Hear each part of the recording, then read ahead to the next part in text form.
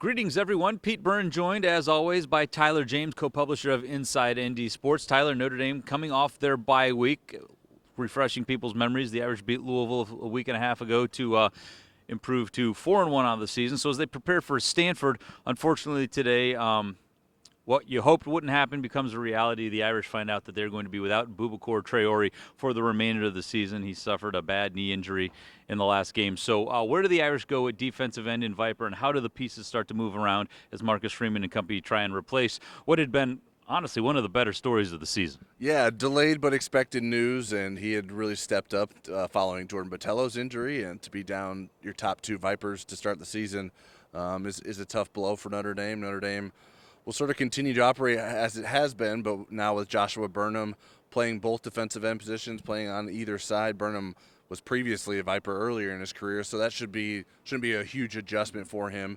But they're basically down to 5 defensive ends that Marcus Freeman talked about today, with Logan Thomas and Junior Tuihalamaka in the opposite order of that, being your top 2 Vipers, and then your top 2 strong side defensive ends solely are R.J. Open and Bryce Young, and then you have Joshua Burnham going back and forth. And honestly, Burnham's probably the best player of that fivesome.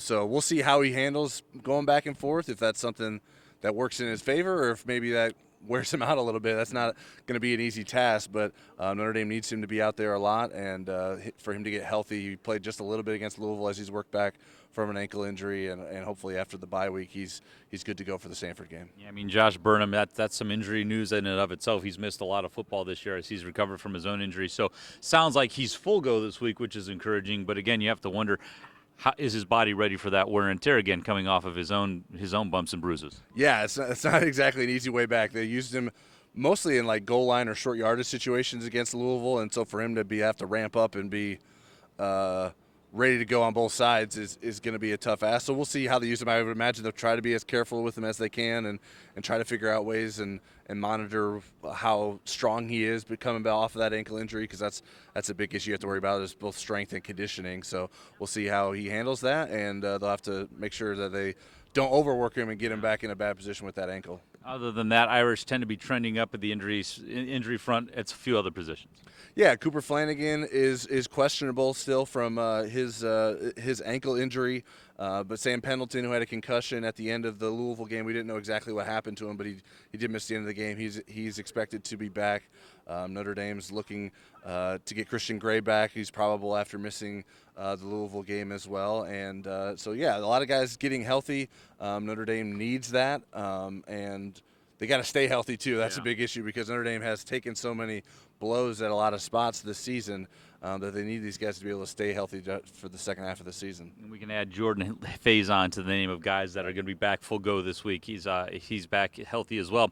Bye week is always a good time to get healthy. I would also argue this was a great time to have a bye week for us, because we got to watch a lot of college football this weekend, and what a wild weekend it was. I think I saw 3 top 11 teams go down to unranked teams, and all of a sudden Notre Dame is right back in a position to be a playoff contender.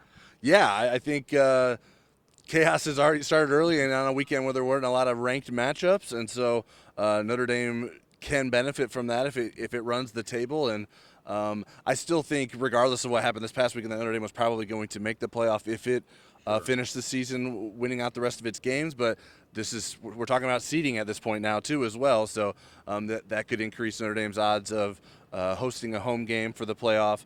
And we'll see how because a lot of those teams that lost, you think they might lose again too. Like, it's not necessarily going to be their only loss. So obviously Notre Dame can only take care of what's on its schedule. Early season win against Texas A&M looks better after A&M beats Missouri, but then Louisville goes out and loses to SMU. So mixed bag there. USC loses your sort of primetime big opponent at the end of the season. Army and Navy are 5-0 though, so maybe those victories, if that happened, it will be more impressive than maybe they would in a normal season. So a lot of interesting games left on Notre Dame's schedule, and this is a really interesting sort of 3-game October stretch ahead for Notre Dame. There's a chance that either Army or Navy ends up being a 10-win team, I think, at the end of this year. One of them, probably not both. Do you think Notre Dame gets appropriate credit for beating those teams come season end? I don't know. I mean, they'll get some credit. I think